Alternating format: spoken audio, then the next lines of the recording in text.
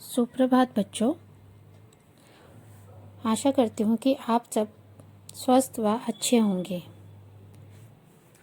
सबसे पहले हम व्याकरण के पिछले अध्याय के बारे में थोड़ा दोहराएंगे।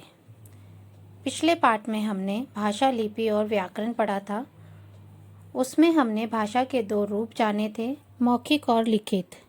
इसमें हमने जाना था कि भावों तथा विचारों के आदान प्रदान के माध्यम को हम भाषा कहते हैं। आज हम हिंदी व्याकरण का अगला पाठ पढ़ेंगे, वर्ण और वर्णमाला। वर्णमाला वर्ण भाषा की सबसे छोटी इकाई को कहते हैं। वर्णों के समूह को वर्णमाला कहते हैं। वर्ण की भाषा की सबसे छोटी इकाई होती है और इसके खंड नहीं होते हैं। जब इन वर्णों का समूह किया जाता है, जब इन वर्णों को बांधा जाता है तो वह वर्णमाला कहलाता है। हम यह भी कह सकते हैं कि वर्णों की निश्चित क्रमबद्ध व्यवस्था को वर्णमाला कहते हैं। वर्णों के दो प्रकार हैं, स्वर और व्यंजन। इसके बारे में आपको पता है। स्वर क्या है? जो वर्ण बिना किसी अन्य वर्ण की सहायता के स्वतंत्र रूप से बोले जाते हैं, स्वर कहलाते हैं। हिंदी में स्वरों की संख्या 11 है। आपको पता है कि स्वर हमारे 11 हैं और वो कौन से हैं?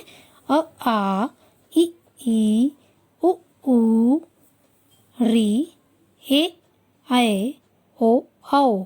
ये हमारे 11 स्वर हैं जो हमारी हिंदी भाषा में हैं। हम यह भी कह सकते हैं कि जिन वर्णों के उच्चारण में वायु बिना किसी रुकावट के मुंह से निकले वे स्वर कहलाते हैं। स्वर के दो प्रकार हैं, ह्रस्व स्वर और दीर्घ स्वर।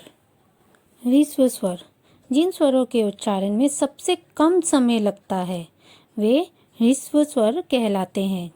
जैसे अ, ई, उ, री।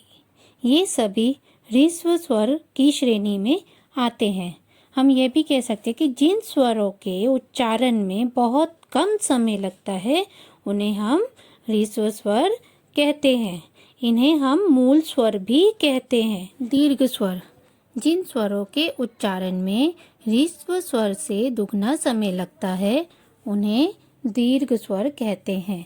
जैसे आ, ई, उ, ए, ऐ, ओ, औ। ये दीर्घ स्वर की श्रेणी में आते हैं। हम यह भी कह सकते हैं कि जिन स्वरों को हमें ज़्यादा समय लगता है बोलने में, उसके उच्चारण में हमें थोड़ा सा वक्त लगता है, उसे हम दीर्घ स्वर कहते हैं। और ये स्वर कितने होते हैं? 7 स्वर होते हैं। ह्रस्व स्वर 4 होते हैं और दीर्घ स्वर 7 होते हैं। अब हम स्वरों की मात्राओं के बारे में बात करेंगे बच्चों। ये मैं आपको पहले भी बता चुकी हूँ कि स्वर होते क्या हैं। स्वर वह होते हैं जिन्हें हम व्यंजनों के साथ मात्रा के रूप में इस्तेमाल करते हैं अपने वाक्य में, अपने शब्दों में। जो हमारी मात्राएं होती हैं वे स्वर ही तो होते हैं। तो जब स्वरों को व्यंजनों के साथ बोला या लिखा जाता है तो इनके चिन्हों का प्रयोग होता है। ये चिन्ह मात्रा कहलाते हैं। जैसा कि बच्चों आप इस तालिका में देख रहे हैं कि एक तरफ स्वर लिखे हुए हैं और दूसरी तरफ उसकी मात्रा है।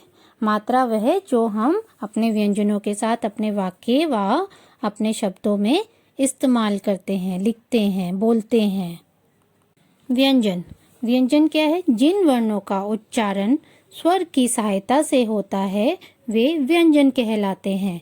या हम कह सकते हैं कि जिन ध्वनियों के उच्चारण में हवा कंठ से निकलकर मुंह में कहीं स्पर्श करते हुए बाहर निकलती है उन्हें हम व्यंजन कहते हैं। व्यंजनों का उच्चारण स्वरों की सहायता से ही किया जाता है। व्यंजन के 3 प्रकार हैं, स्पर्श व्यंजन, अंतस्थ व्यंजन और ऊष्म व्यंजन। स्पर्श व्यंजन जिन व्यंजनों का उच्चारण करते समय श्वास मुख के विभिन्न स्थानों का स्पर्श करती हुई बाहर निकलती है उन्हें स्पर्श व्यंजन कहते हैं। जैसा कि अभी आप यहाँ पे एक तालिका देखेंगे, उस तालिका में 4 वर्ग हैं, क वर्ग, च वर्ग, ट वर्ग और त वर्ग। क वर्ग में हम जब कंठ से बोलते हैं, ये इसका उच्चारण हम कंठ से करते हैं। च वर्ग के व्यंजनों का उच्चारण हम अपने तालु से करते हैं। ट वर्ग का उच्चारण हम मूर्धा से, मतलब कि हमारी जो टंग है, हमारी जो जीवा है, वह थोड़ी सी ट्विस्ट होती है। और त वर्ग का हमारा दंत से उच्चारण करते हैं। हमारी जो जीवा होती है, जीभ होती है, वह दांत के साथ टच होती है। और प वर्ग प, फ, ब, भ, ओष्ठ, मतलब होठ के स्पर्श से वायु जो है वह बाहर आती है। कौन से उच्चारण से? प वर्ग के व्यंजनों के उच्चारण से। अगला है हमारा अंतस्थ व्यंजन। अंतस्थ व्यंजन जिन वर्णों का उच्चारण स्वरों और व्यंजनों के मध्य का होता है, वे अंतस्थ व्यंजन कहलाते हैं। इनका उच्चारण करते समय जीभ मुंह के किसी भाग को भी पूरी तरह से स्पर्श नहीं करती है। ये है य, र, ल, व। या हम कह सकते हैं कि जिन व्यंजनों के उच्चारण में वायु ना तो मुंह में कहीं स्पर्श करती है, ना ही रगड़ खाकर निकलती है, तो उन्हें हम क्या कहते हैं?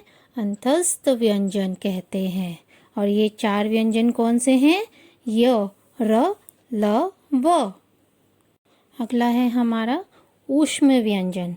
इन वर्णों के उच्चारण के समय हवा के रगड़ खाने से मुख में गर्मी उत्पन्न होती है, अतः इन्हें ऊष्म व्यंजन कहा जाता है। ये है श, श, स, ह। ये 4 ऐसे व्यंजन हैं जिसके उच्चारण से हवा जो है रगड़ खा के हमारे मुंह से बाहर आती है। अगला है हमारा संयुक्त व्यंजन।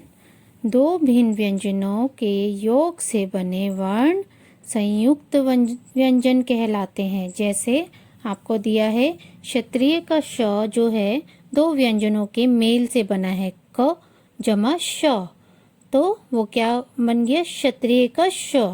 त्र, त जमा र, ज्ञ, ज जमा य, श्र, श जमा र। तो ये जो आप अक्षर देख रहे हो, श, त्र, ज्ञ, श्र, ये 2 व्यंजनों के मेल से बना है। ऐसे वर्ण क्या कहलाते हैं? संयुक्त व्यंजन कहलाते हैं। अब है हमारा अनुस्वार। अनुस्वार देख रहे हो बच्चे, एक डॉट लगा है, बिंदी जो हम लगाते हैं। इस ध्वनि का उच्चारण म या न के समान होता है। इसका लिपि चिन्ह है बिंदी जो आप देख रहे हो। इसका प्रयोग स्वरों और व्यंजनों के ऊपर बिंदु के रूप में किया जाता है, जैसे कंस, हंस, अंश आदि। अगला है हमारा अनुनासिक। अनुनासिक क्या है बच्चों? जो हम चंद्र बिंदु यूज करते हैं, हम चंद्र बिंदु को इस्तेमाल करते हैं, वह अनुनासिक है। अनुनासिकता वर्णों का एक गुण है। इसको चंद्र बिंदु भी कहते हैं। इसका चिन्ह चंद्र बिंदु है।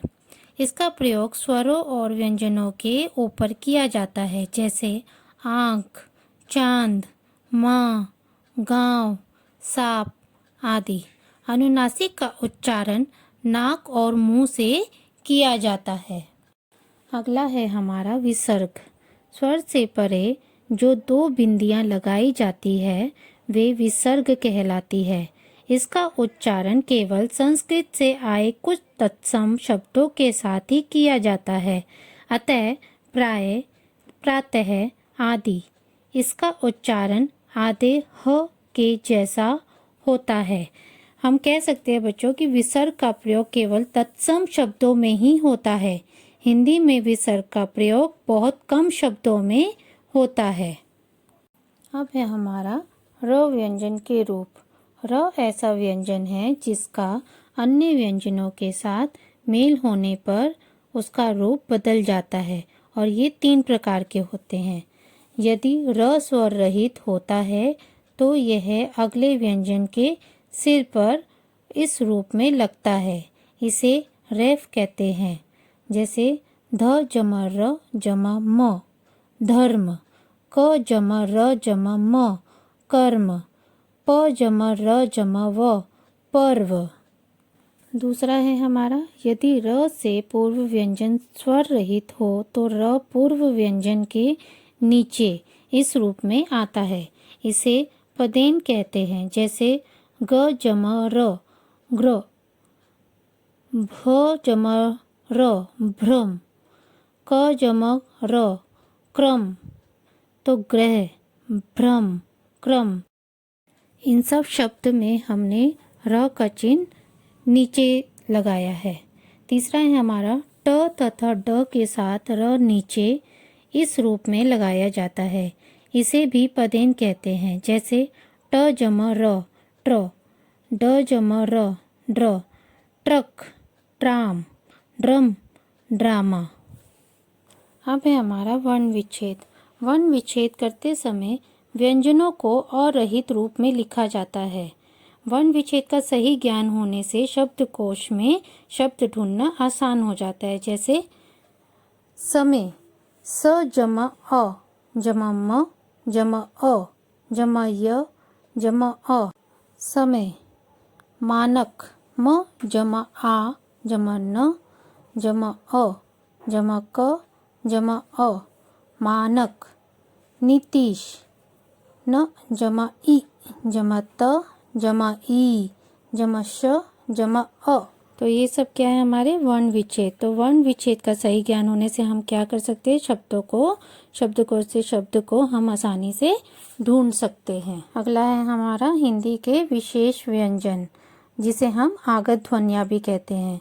हिंदी भाषा में विदेशी भाषाओं के शब्दों के साथ आई ध्वनियाँ आगत ध्वनियाँ कहलाती है। जैसे आप देख रहे हो नीचे, अ, डॉक्टर, ऑफिस, हॉल, कॉलेज, ज, सजा, जरा, जमींदार, फ, कफन, खफा, फन।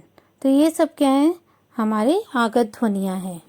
तो बच्चों, उम्मीद करती हूँ आपको ये वर्ण विच्छेद का व्याकरण का अध्याय समझ आया होगा। धन्यवाद।